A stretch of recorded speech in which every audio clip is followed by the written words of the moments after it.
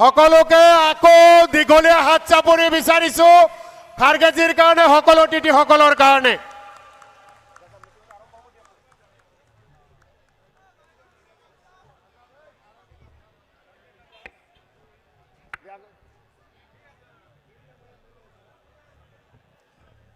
আমাৰ মাজত নিখিল ভাৰত কংগ্ৰেছ কমিটিৰ সভাপতি ডাঙৰীয়াক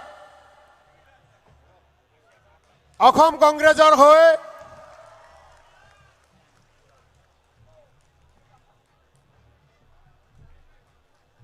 সকলোকে অভিবাদন জনাইছে খাৰগে ডাঙৰীয়াই মল্লিকাৰ্জুন খাৰগে ডাঙৰীয়াই সকলোকে অভিবাদন জনাইছে আমি অসম প্ৰদেশ কংগ্ৰেছ কমিটিৰ হৈ পৱন সিং ঘাটোৱা ডাঙৰীয়াক খাৰগেজীক আদৰণি জনাবলৈ অনুৰোধ জনাইছো সাংসদ আব্দুল খালেক ডাঙৰীয়া আদৰণি জনাব তাৰপিছত জিলা কংগ্ৰেছৰ সভাপতি বৰপেটা জিলা কংগ্ৰেছৰ সভাপতি জিলা কংগ্ৰেছ কমিটিও আদৰণি জনাব আমাৰ মাজত উপস্থিত থকা আমাৰ অন্যান্য সন্মানীয় অতিথিসকলক আদৰণি জনাব সকলোকে আদৰণি পৰ্ব আৰম্ভ কৰিবলৈ অনুৰোধ জনাইছো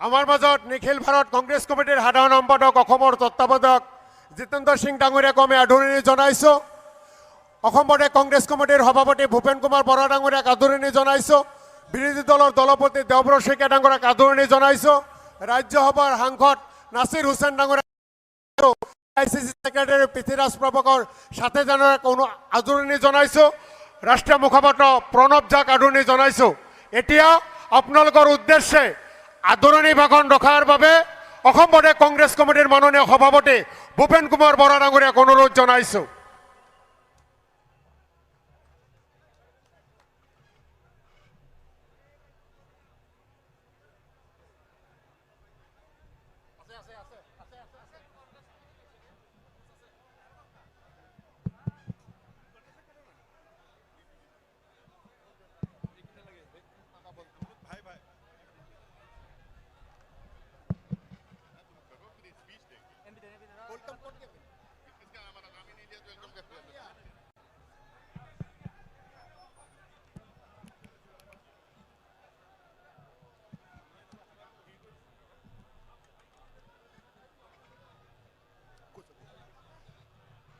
নিখিল ভাৰত কংগ্ৰেছ কমিটিৰ মাননীয় সভাপতি মল্লিকাৰ্জুন খাৰগে ডাঙৰীয়া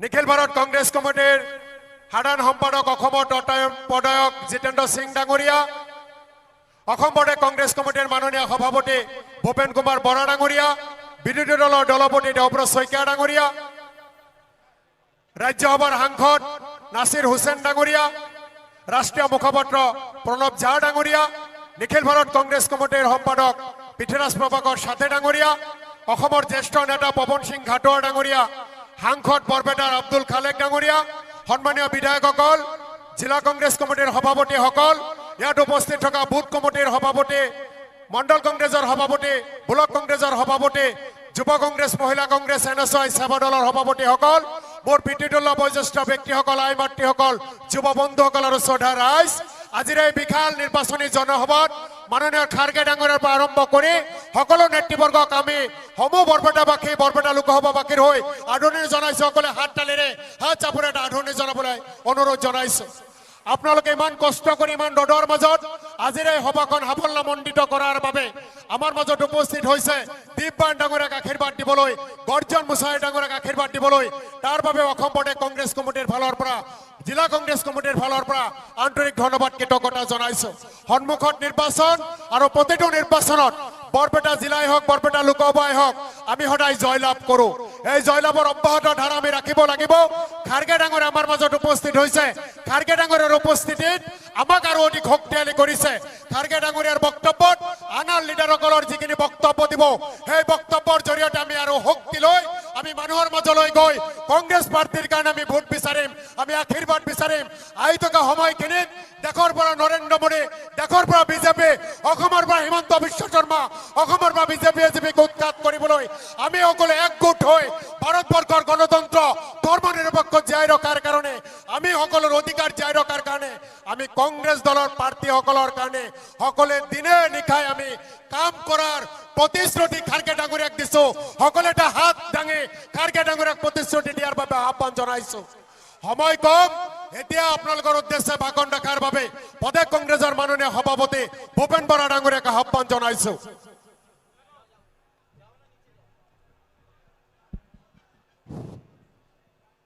ৰাইজসকল ভালনে? গৰম কেনেকুৱা? গৰম কেনেকুৱা? কংগ্ৰেছৰ মিটিঙত যিমান গৰম হৈছে, হিমন্ত বিশ্ব শৰ্মা ডাঙৰীয়া সিমান এটা লাহে লাহে নৰম হৈ গৈছে। আজি আমাৰ মাজত কৰ্ণাটকত এসময়ত ব্লক কংগ্ৰেছৰ সভাপতি আছিলে আৰু এতিয়া অল ইণ্ডিয়া কংগ্ৰেছ কমিটিৰ সভাপতি মাল্লিকাৰ্জুন খাৰ্গে ডাঙৰীয়া আমাৰ মাজত উপস্থিত আছে। মই সকলোকে কম, থিয় হৈ পেলাই এবাৰ মাল্লিকাৰ্জুন খাৰ্গে ডাঙৰীয়াক জিন্দাবাদ দিবৰ কাৰণে। মাল্লিকাৰ্জুন খাৰ্গে ডাঙৰীয়া, মাল্লিকাৰ্জুন খাৰ্গে ডাঙৰীয়া, মাল্লিকাৰ্জুন খাৰ্গে ডাঙৰীয়া। ধন্যবাদ। আমাৰ মাজত উপস্থিত আছে AICCৰ সাধাৰণ সম্পাদক প্ৰাক্তন মন্ত্ৰী জিতেন্দ্ৰ সিং ডাঙৰীয়া। আমাৰ মাজত উপস্থিত আছে কংগ্ৰেছ ৱৰ্কিং কমিটিৰ সদস্য MP নাছিৰ হুছেইন ডাঙৰীয়া। আমাৰ AICCৰ ছেক্ৰেটাৰী পৃথ্বীৰাজ সাথে ডাঙৰীয়া। বিৰোধী দলৰ দলপতি দেৱব্ৰত শইকীয়া ডাঙৰীয়া। আমাৰ বৰপেটাৰ সাংসদ আব্দুল খালেক ডাঙৰীয়া। প্ৰাক্তন কেন্দ্ৰীয় মন্ত্ৰী, অসম চাহ মজদুৰ সংঘৰ সভাপতি পৱন সিং ঘাটোৱাৰ ডাঙৰীয়া। আমাৰ বিধায়কসকল দিগন্ত বৰ্মন, প্ৰদীপ চৰকাৰ, ৰেকিবুদ্দিন আহমেদ, নন্দিতা দাস প্ৰমুখ্যে, আমাৰ কুকুৰাঝাৰৰ প্ৰাৰ্থী গৰ্জন মুছাহাৰী আৰু মোৰ ভাতৃ দীপবায়ন ডাঙৰীয়া। শ্ৰদ্ধেয় ৰাইজ, মই বেছি কথা নকওঁ, কাৰণ কংগ্ৰেছ দলৰ আমাৰ মূল নেতা খাৰ্গে ডাঙৰীয়াক শুনিবৰ কাৰণে আপোনালোক আহিছে। কিন্তু উজনি অসমত, উত্তৰ অসমত, মধ্য অসমত, পাহাৰত, বৰাকত অসমৰ মানুহে বিজেপিৰ মিছা কথা, প্ৰতাৰণা, প্ৰলোভনৰ বিৰুদ্ধে ইতিমধ্যে সিদ্ধান্ত গ্ৰহণ কৰিছে। এই বৰপেটাত আমি এজন যুৱ নেতা দীপবায়ন ডাঙৰীয়াক আপোনালোকৰ মাজত প্ৰাৰ্থী হিচাপে আগবঢ়াইছো। এই সময়ত ইয়াত যিজন অসম গণ পৰিষদ আৰু বিজেপিৰ মিত্ৰ প্ৰাৰ্থী ফণীভূষণ চৌধুৰী ডাঙৰীয়া হাতী মাউত ইতিমধ্যে টোপনিত লালকাল হৈছে কেতিয়াবা হাতীৰ পৰা থাপককে সৰি পৰিবলৈ আছে আৰু কি 854 কেঁচা 54 জন চৌদাৰ কেঁচা তেজৰ বিনিময়ত জন্ম হোৱা অসম গণ পৰিষদৰ প্ৰাৰ্থী ফণীভূষণ চৌধুৰী ডাঙৰীয়াই কৈছে যে মোৰ এমপি খেলিবলৈ মন নাছিল হিমন্ত বিশ্ব শৰ্মাই জবৰদস্তি মোক ইলেকশ্যন খেলাইছে ইয়াতকে ডাঙৰ দুৰ্ভাগ্য এটা আঞ্চলিক দলৰ কাৰণে কিবা থাকিব পাৰে নেকি যে এনেকুৱা এজন এমপি ই কেণ্ডিডেট যোনে কৈছে মোৰ খেলিবলৈ মন নাছিল মোক জবৰদস্তি ধৰি আনি পেলাই খেলাইছে ৰাইজসকল আপোনালোকে জানে খাৰগে ডাঙৰীয়া কৰ্ণাটকত ঘৰ গোটেই সাউথ ইণ্ডিয়াত প্ৰথম পৰ্যায়ত আৰু দ্বিতীয় পৰ্যায়ত বিজেপি তাত সাফ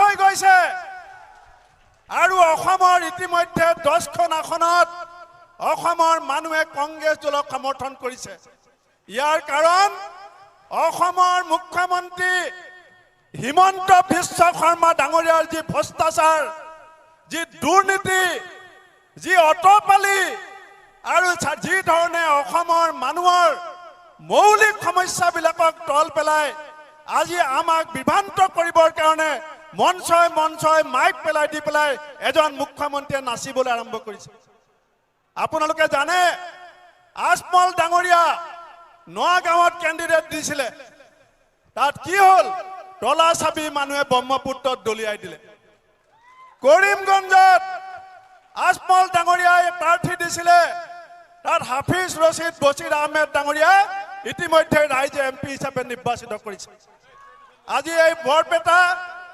অসমৰ সমন্বয়ৰ পৃষ্ঠভূমি বুলি কোৱা হয় এই বৰপেটাত যেতিয়া মহাপুৰুষ শংকৰদেৱে নামঘৰ প্ৰতিষ্ঠা কৰিছিল শংকৰদেৱৰ লগত ধৰ্মশাস্ত্ৰত নৰোত্তম পৰমানন্দ পুৰুষোত্তমৰ লগতে গাৰুৰ গোবিন্দৰ লগতে মুছলমানৰ চান খায়ো শংকৰদেৱৰ ওচৰত বহিছিল ৰাইজসকল আমি যি সমন্বয় যি ভাতৃত্ববোধ আমাৰ মাজৰ যি বন্ধুত্বৰ একতাৰ এনাজৰী সেই শক্তিশালী কৰিবৰ কাৰণে আমি কংগ্ৰেছ দলৰ প্ৰাৰ্থী দীপবায়নক সমৰ্থন কৰিব লাগিব আমাৰ লগত বহুতে কৈছে দীপবায়নৰ পইচা নাই দীপবায়নৰ কোনো ঠাণ্ডাও নাই কোনো চান্দাও নাই আমি কয়লা ব্যৱসায় পইচা নাপাওঁ সুপাৰী সিন্ডিকেট আমি কংগ্ৰেছে নচলাওঁ মাছৰ সিন্ডিকেট কণীৰ সিন্ডিকেট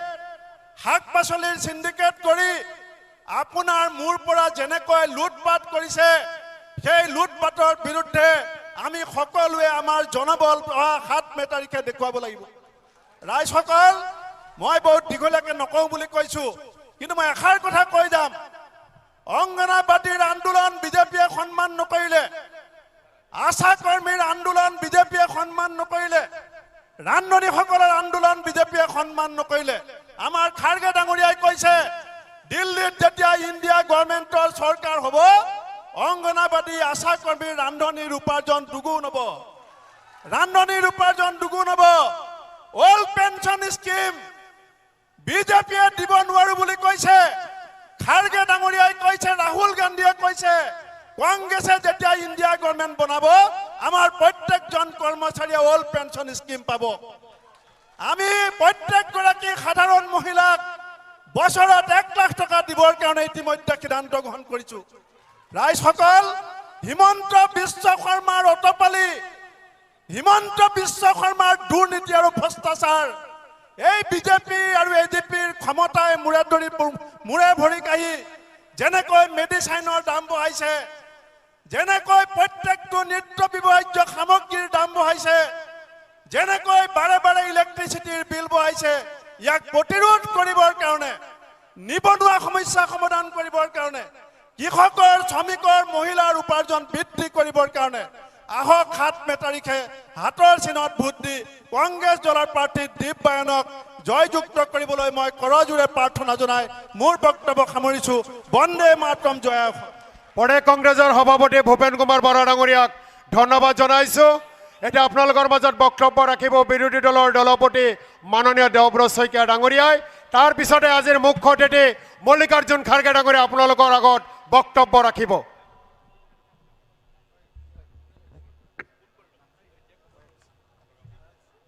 আজিৰ এই কয়াকুছিত অনুষ্ঠিত আমাৰ প্ৰাৰ্থী দীপবায়নৰ আৰু অসমৰ কংগ্ৰেছ দলৰ তথা বিৰোধী ঐক্য মঞ্চৰ প্ৰাৰ্থীসকলৰ সমৰ্থনত যি নিৰ্বাচনী প্ৰচাৰ সভা, এই প্ৰচাৰ সভাৰ মুখ্য অতিথি আমাৰ সভাপতি শ্ৰদ্ধেয় খাৰ্গে ডাঙৰীয়া, আমাৰ AICCৰ সম্পাদক জিতেন্দ্ৰ সিং ডাঙৰীয়া আৰু আমাৰ মঞ্চত উপবিষ্ট প্ৰদেশ কংগ্ৰেছৰ সভাপতি প্ৰমুখ্যে বিষয়ববীয়াসকল, আমাৰ প্ৰাৰ্থী দীপবায়ন ডাঙৰীয়া আৰু কোকৰাঝাৰৰ প্ৰাৰ্থী গৰ্জন মুছাহাৰী ডাঙৰীয়া, আপোনালোক সকলোৱে জানে যে এই নিৰ্বাচনটো গণতন্ত্ৰ ৰক্ষাৰ বাবে, এই নিৰ্বাচন সংবিধান ৰক্ষাৰ বাবে।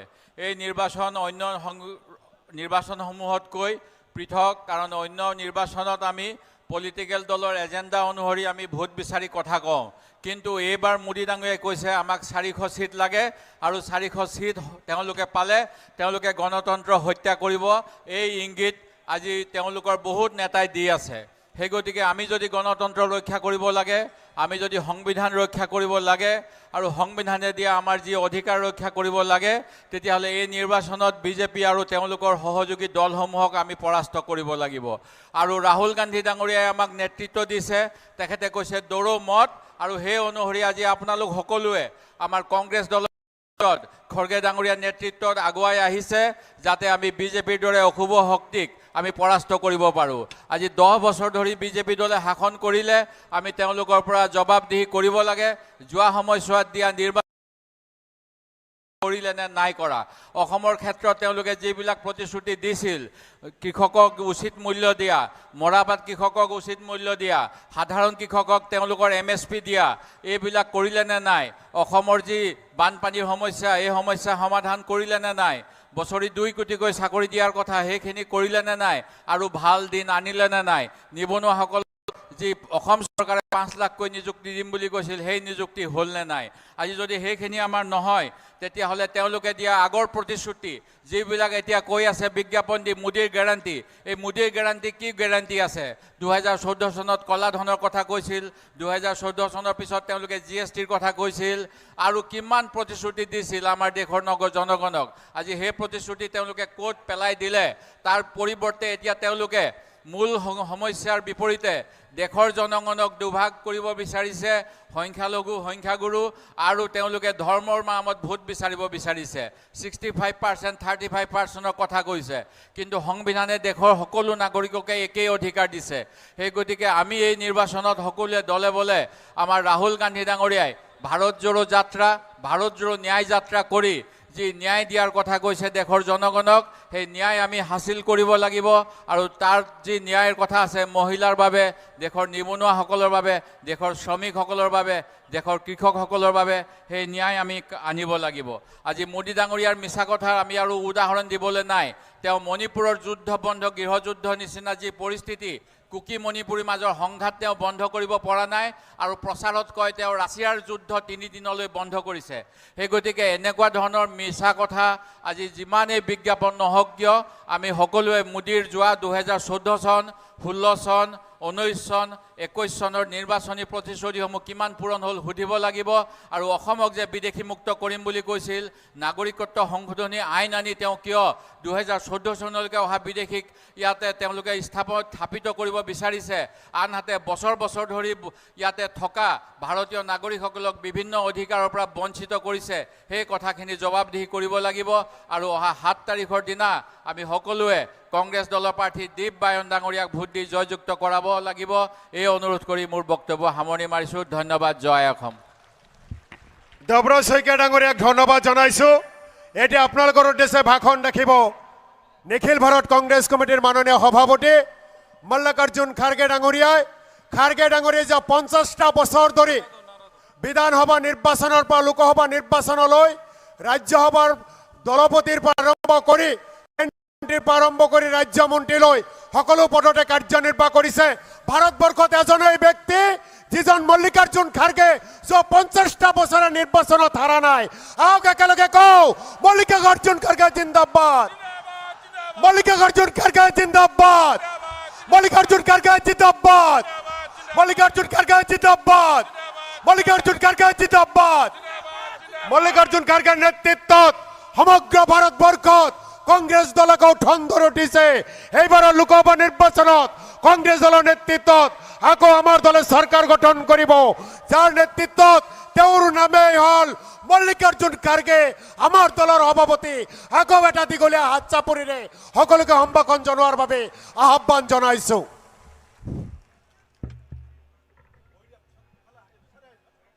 आज के इस जो चुनावी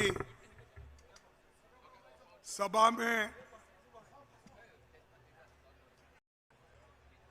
आसाम राज्य में इतनी बड़ी संख्या में आप कांग्रेस पार्टी के नेताओं को सुनने के लिए आए हैं, मैं आप सबका धन्यवाद करता हूं, सबको सलाम करता हूं, सबको नमस्कार करता हूं। इस मंच पे बैठे हुए मेरे भाई जितेंद्र सिंह जी, भूपेन बोरा जी, डेबोरा सैकिया जी, पवन सिंह घाटोर जी, दीप बयान और कैंडिडेट जो बोरापेट के हमारे कैंडिडेट हैं, बोरपेटा के कैंडिडेट यहाँ है दीप बयान, उसी तरह से गर्जन मुसाहरी कैंडिडेट कोकजार वो भी यहाँ पर मौजूद है, जाकिर हुसैन सिकदर वर्किंग प्रेसिडेंट जिन्होंने खूब जोश में भाषण किया, सबको वेलकम किया।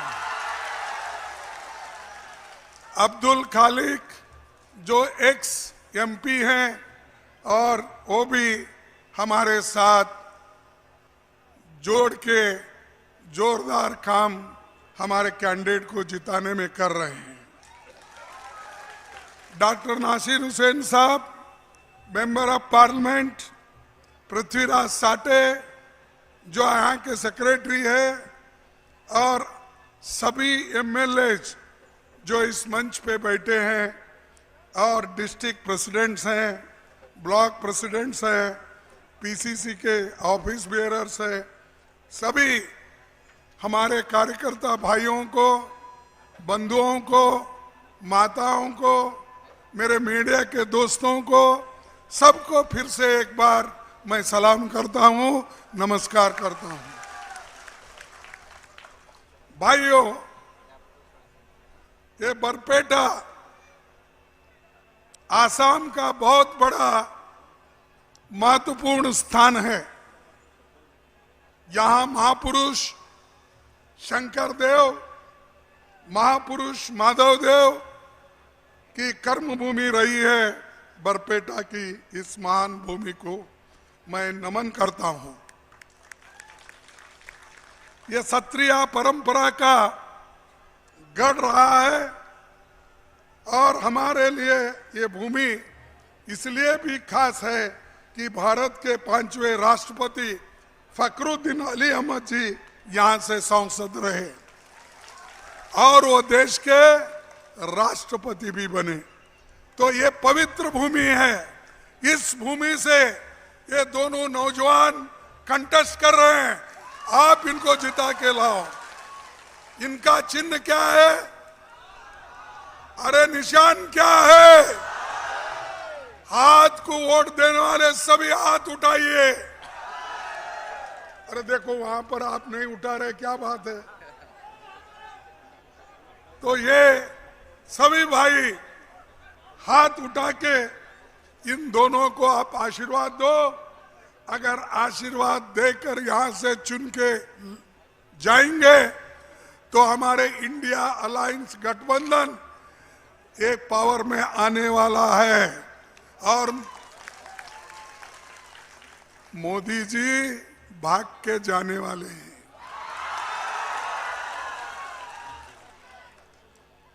और मैं इसलिए मजाक नहीं कर रहा हूं, सच्ची उनकी पार्टी हिल रही है और मोदी जी भी हिल रहे हैं। इसीलिए वो हमेशा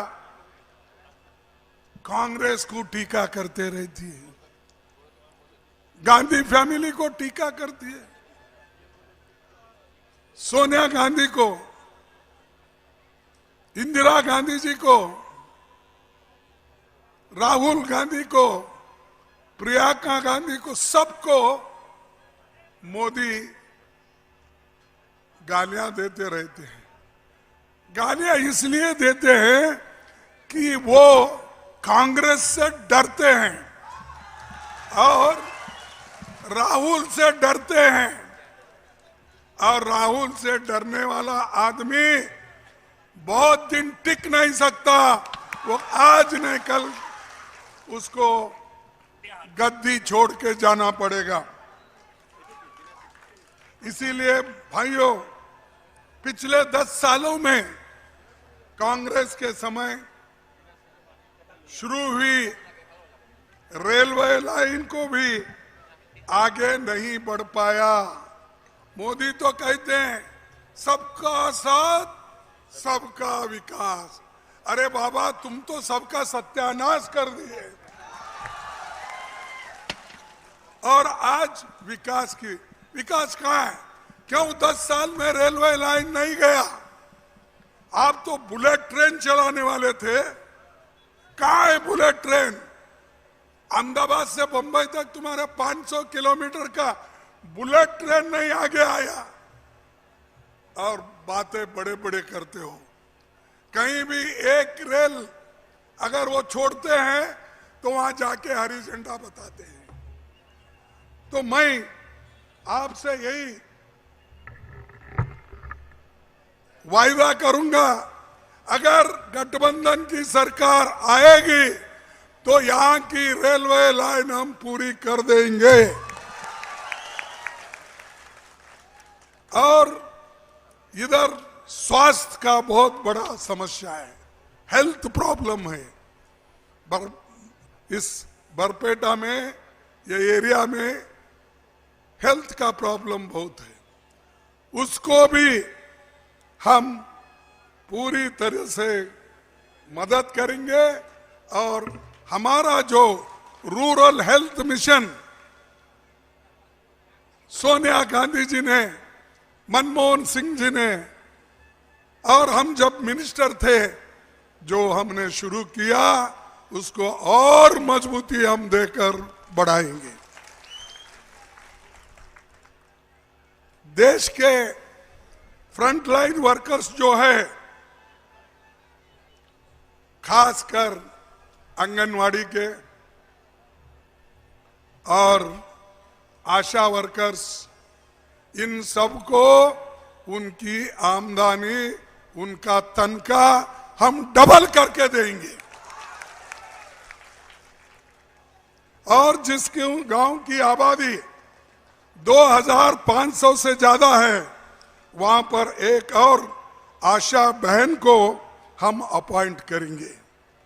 उसी के साथ आज देश में बेरोजगारी और महामारी और इतने नौजवान बिना नौकरी से फिर रहे हैं। मोदी जी तो कहते हैं, पहले ही कहे उन्होंने, क्या कहा?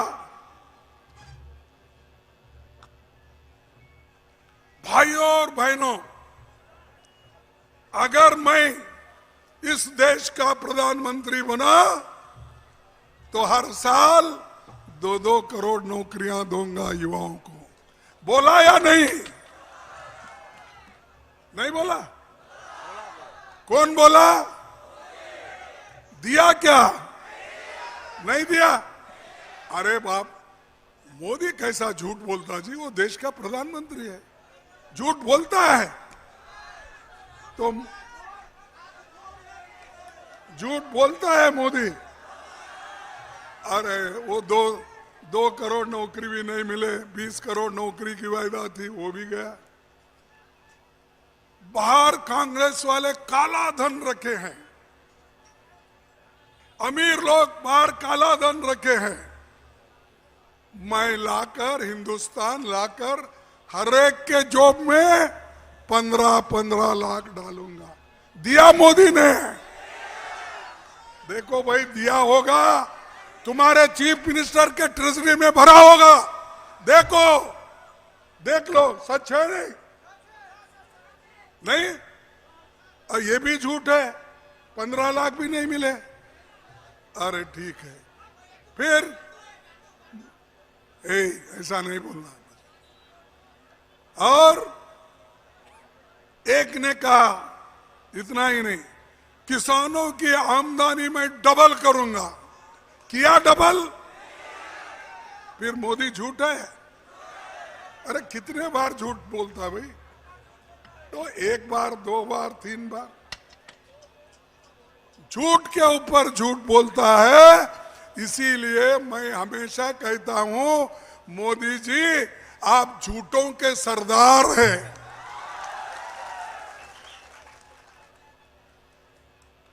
आज देश में बेरोजगारी इतनी बड़ी है, पढ़े लिखे लोग 100 में से 65% लोगों के लिए नौकरी नहीं है। और कांग्रेस पार्टी हमेशा गारंटी देती है, उसको अमल में लाती है। मोदी बोलते हैं, वो करते नहीं।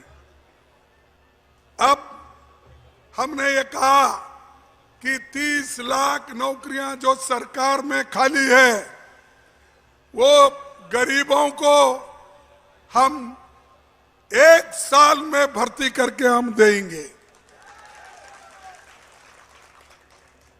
ये तो खाली नौकरी है, नौकरी तैयार करने की जरूरत नहीं। लेकिन मोदी क्यों नहीं भर रहे? क्योंकि भरे तो SC, ST, OBC इनको देना पड़ता है, तो इसलिए वो नौकरी आज देने की बात नहीं कर रहे, सिर्फ बात करते हैं। दूसरी चीज, हम महिलाओं को 50% नौकरी इसमें से देंगे।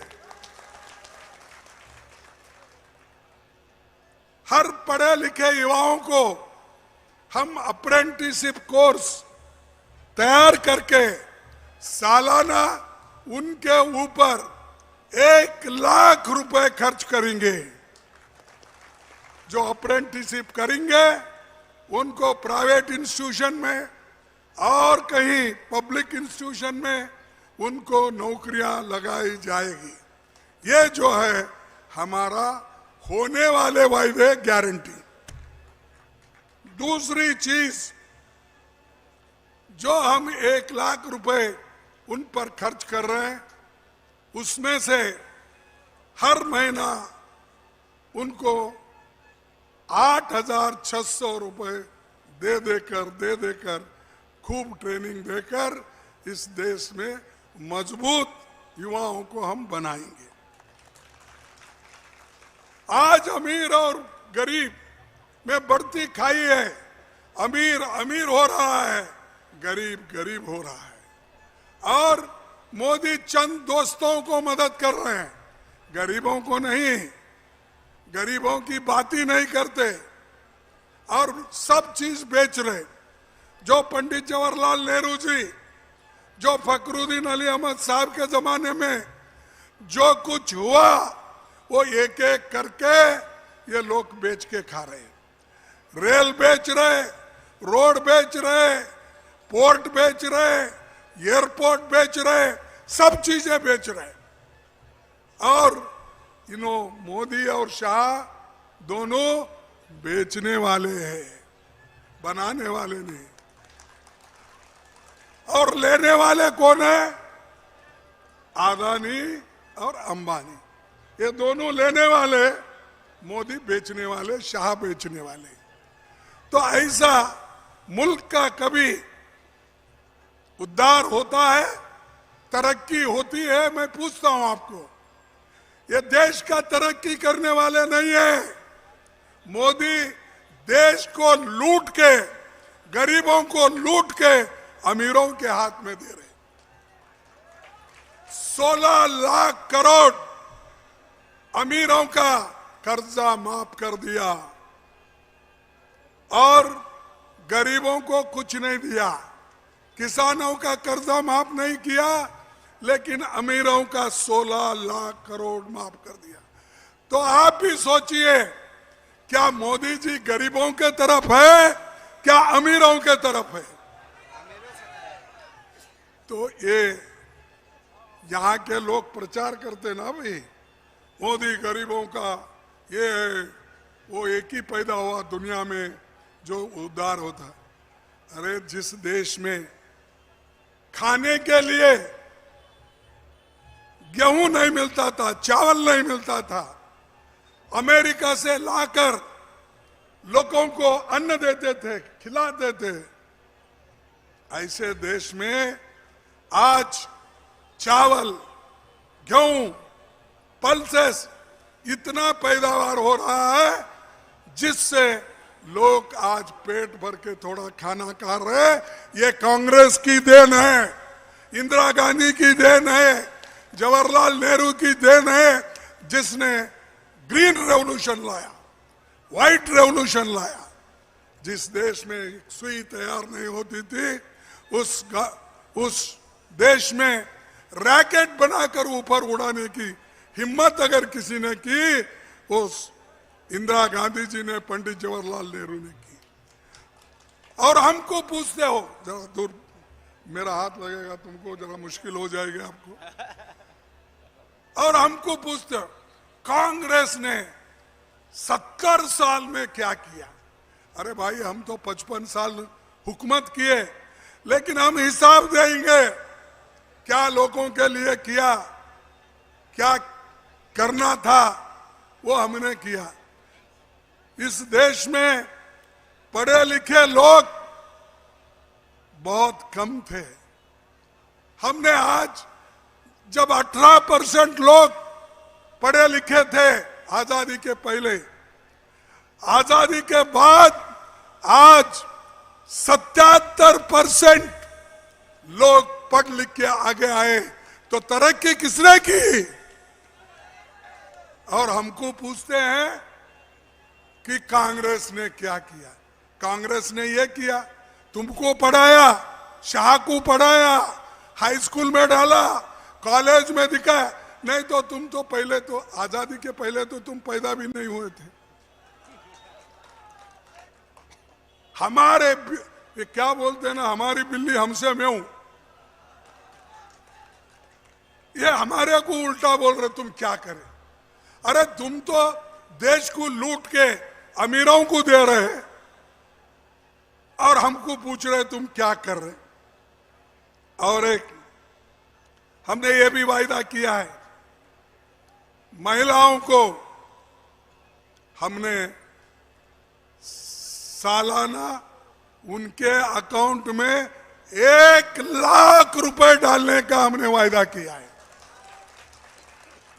माताएं, बहनें, आपके अकाउंट में अगर हमारी सरकार आएगी तो 1 लाख रुपए आपको 1 साल में मिलेगा।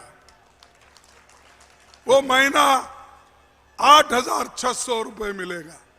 एक हम करेंगे, उसके बाद हम आरएसएस और बीजेपी के जैसा देश को कुचलने वाले नहीं, देश को डिवाइड करने वाले नहीं हैं, हमको देश को जोड़ने वाले हैं। इसीलिए तो राहुल गांधी जी ने भारत जोड़ो यात्रा निकाली।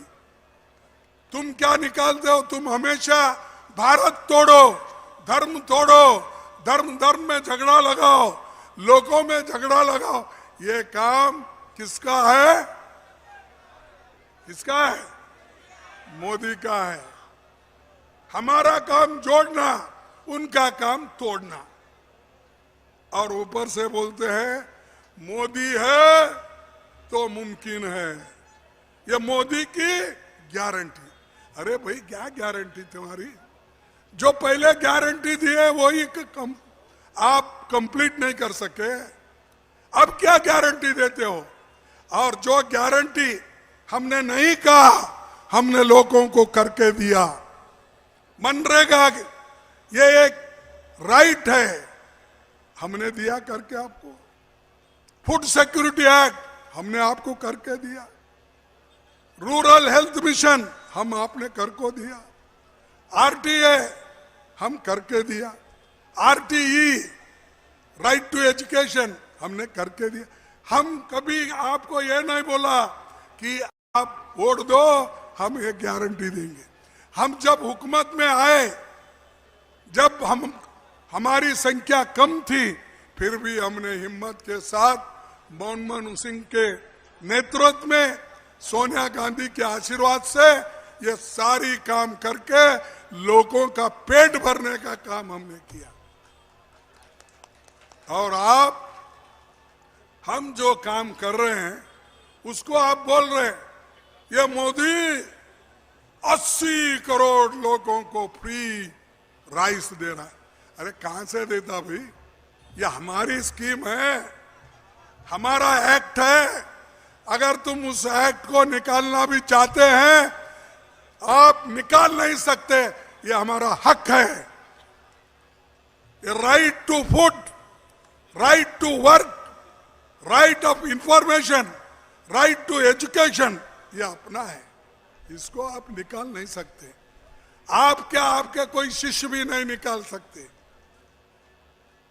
और ये मोदी बार बार अहंकार की बात करते हैं और बार बार यही बोलते हैं कि मोदी है तो मुमकिन है, मोदी की गारंटी, फलाना फलाना बोलते रहते हैं। भाई कोई आदमी अगर रहता है, वो बोलता है हमारी पार्टी की गारंटी। जब इंदिरा गांधी जी 20 सूत्री कार्यक्रम लाए थे, 10 सूत्री कार्यक्रम लाए थे, बहुत से रिफॉर्म्स लाए थे, कभी हमने ये नहीं बोला कि हम ये काम आपके लिए किया। हमने किया, देश के लिए किया, भलाई के लिए किया, गरीबों के लिए किया। ये सुबह शाम उठते ही मैं यही बोलते जाते हैं। अब उसके अलावा उनका, मोदी जी का और एक है। पहले तो बोलते थे, मोदी जी कहां से शुरू करते थे कि मुगलों से शुरू करते थे। बाबर से लेकर, अकबर से लेकर औरंगजेब तक आते थे, बोलते थे, और मटन चिकन की बात करते थे। और मुसलमान वो ये देश की संपत्ति को लूट रहे हैं। अरे जो चीज हमारे इलेक्शन मैनिफेस्टो में नहीं है, उसको आप बोल रहे हैं कि ये मुस्लिम लीग का मैनिफेस्टो है। बताओ उसमें क्या है? मैंने लाया था, उसलिए टाइम भी पूछा था, मुझे टाइम तो नहीं मिला। उनका कोई आदमी यहाँ पर बोला करते, मैं बोला भाई मैं तो मोदी से लड़ रहा हूँ, तेरे से क्यों लड़ूं?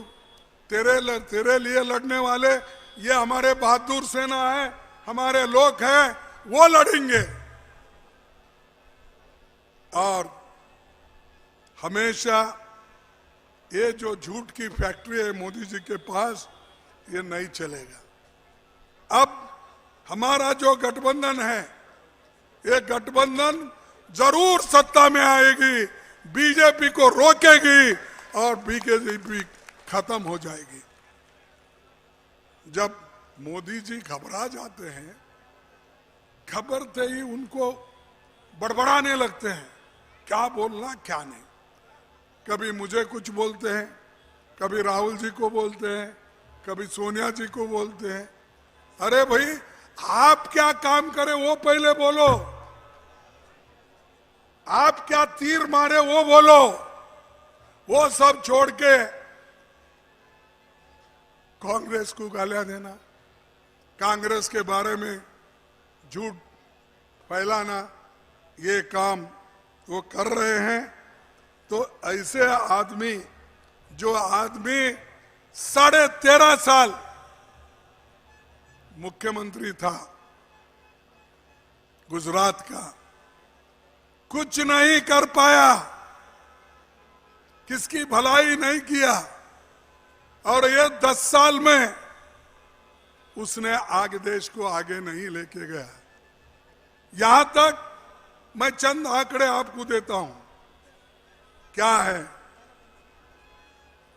कि आजकल ये लोग सिर्फ एक बहाना बनाते हैं कि हमेशा कांग्रेस के खिलाफ साजिश करते हैं, तो इससे तो हम डरने वाले नहीं। अगर डरेंगे तो मरेंगे। आप डरना नहीं, लड़ना है। मैं आपको चंद आंकड़े देता हूं, इसलिए देता हूं कम से कम आपको मालूम होने दो। पेट्रोल हमारे यूपीए गवर्नमेंट के जमाने में 66 रुपए था, 66 रुपीज। आज कितना है? 100 रुपए। ज्यादा भी हो सकता है, 102 रुपए, 100 रुपए ये पर लीटर को। डीजल हमारे जमाने में 52 रुपए था, आपके जमाने में कितना है? 90 रुपए है। ये मोदी की भलाई, ये मोदी की जो गरीबों को मदद करने का, किसानों को मदद करने का, ये है सबका साथ, सबका विकास, गरीबों का सत्यानाश। क्रूड ऑयल हमारे जमाने में 105 रुपए डॉलर थी, अब कितना है? 86 रुपए डॉलर। अब तो क्रूड ऑयल कम हुआ, दाम कम हुआ, तो डीजल पेट्रोल का दाम भी कम होना चाहिए ना। वो तो डबल कर दिए। क्रूड ऑयल जो हम बाहर से मंगाते हैं उसका दाम डॉलर में कम हुआ, लेकिन डीजल पेट्रोल का दाम डबल हो गया। यह है मोदी की देन, यह है मोदी का गिफ्ट गरीबों को देने का, किसानों को देने का। एलपीजी 414 रुपए हमारे जमाने में था, 414 रुपए एक सिलेंडर। आज 903 रुपए, कई जगह 102 रुपए है। तो मोदी जी क्या अच्छा करे या बुरा करे, आप ही देखिए। ये सब बोलने का ढंग है। भाइयों बहनों, मेरे को बहुत रोना आता है, बोलते हूं, जब मेरी माँ बहनें चूल्हे के सामने जब बैठती है, जब लकड़ी डालकर जलाकर गोबरी के जो ये रहता है ना, क्या बोलते हैं आपके पास, गोबरी के जो रोटी के उपला डाल के जब बैठती है, धुआं निकलने के बाद आंखों से जो पानी निकलता है, मुझे देखकर हैरान हो जाता हूं, रोना आता है। बोले उन बहनों को इन्होंने क्या किया कि 4 से 44 एलपीजी गैस आज 1002 रुपए किया। ये इनका गिफ्ट है गरीबों के लिए। शर्म आना चाहिए। जो आदमी इतना झूठ बोलता है उसके बारे में आपको सोचना होगा। और अगर कांग्रेस की गवर्नमेंट आई तो प्राइसेस पे हम कंट्रोल रखेंगे और गरीबों के तरफ हमारा ध्यान ज्यादा रहेगा। हम जो अमीर खूब कमाया है उसको थोड़ा शांति मिलने दो। भाई बैठो, आप ज्यादा इसमें मत हाथ डालो। आटे की कीमत एक 10 केजी का आटा 210 रुपए हमारे जमाने में था, अब 447 रुपए। देसी घी 300 705 अब, मस्टर्ड ऑयल 52 रुपए आज 150 रुपए, अरहर दाल यानी तुअर दाल जिसकी कीमत आज 128 रुपए है। अरे कहां सस्ता तुमने किया? गरीबों का हालत मालूम है? चुप भाइयों बहनों बोलना, तुम्हारे आंखों के आंसू देकर मुझे भी आंसू आए बोलना, इससे लोगों का समस्या हल नहीं होता। भाई लोग खाना चाहते हैं, जब खाना मांगते हैं, नौकरी मांगते हैं, नौकरी जब पूछते हैं तो तुम बोलते हैं जाके पकोड़ा करो, पकोड़ा का दुकान निकालो। जब खाना पूछते हो जाके बेकरी में, तुम क्या बोलते हो उसको, ये बर्थडे पे वो केक खा ले वो बोलते हैं। यानी ऐसे प्राइम मिनिस्टर जिसको दुख और दर्द गरीबों का मालूम नहीं, उसको अब सत्ता में रहने का कोई अधिकार नहीं है। आप उसको हटाओ, आप हटाएंगे या नहीं?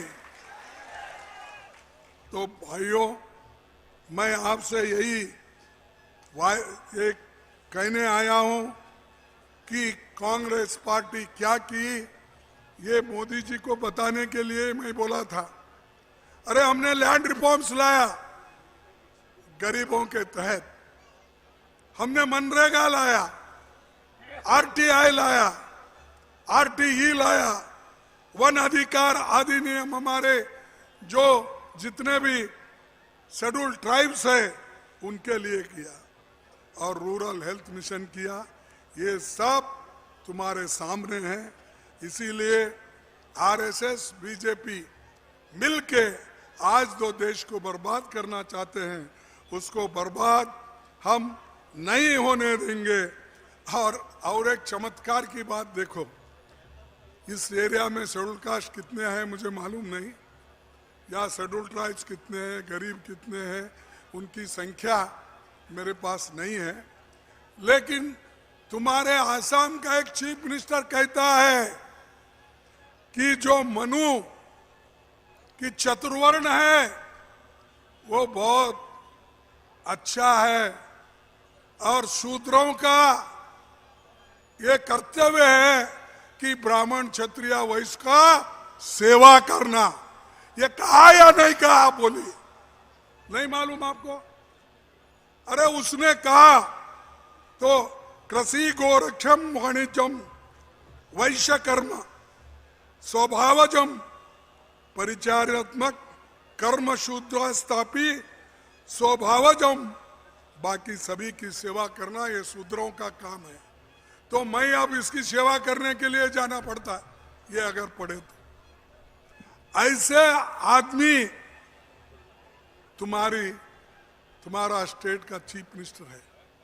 मुझे शर्म आती है, ऐसे पढ़े लिखे लोग अगर ये बात करते हैं तो देश आगे कैसा बढ़ेगा? मनुवादी के जैसा ये लोग अगर चलते रहे तो ये देश आगे बढ़ेगा कैसे? सबको समानता मिलेगी कैसी? सामाजिक न्याय, आर्थिक न्याय, शैक्षणिक न्याय, इनको कहां मिलेगी? इसीलिए भाइयों मैं आखिरी 2 शब्द कह के मैं अपने भाषण को समाप्त करता हूं। आखिरी, अब मोदी जो तो खूब बोले, मोदी जी क्या बोले? उनके हर जगह घूमे, 14 बार फॉरेन ट्रिप करे, सैकड़ों बार चुनावी भाषण करे, लेकिन मोदी जी एक दिन भी मणिपुर नहीं गए। वहां कर औरतों के ऊपर रेप हो रहा है, घर जलाए जा रहे हैं, लोग 60,000 लोग डिस्पोजेस हो गए। साहब मोदी साहब वहां क्यों नहीं जा रहे? डर के नहीं जा रहे। लेकिन हमारा बहादुर सेनानी, हमारा लीडर राहुल गांधी अपना जो भारत जोड़ो यात्रा निकाले वो मणिपुर से निकाले। अगर हिम्मत है तो आप भी जाइए। आपके पास ना हिम्मत है कुछ नहीं, हीरो की बात करते हैं तो मणिपुर नहीं जाने वाले, ये देश का क्या मजबूत लाएंगे। इसीलिए मैं इतना ही कह के मैं कहूंगा कि हमारे जो पार्लियामेंट के कैंडिडेट, लोकसभा के कैंडिडेट हैं, उनको वोट दिलाकर, हाथ उनका चिन्ह है, ये सब मिलके उनको जिताकर एक नया रिकॉर्ड यहाँ कायम कर दीजिए।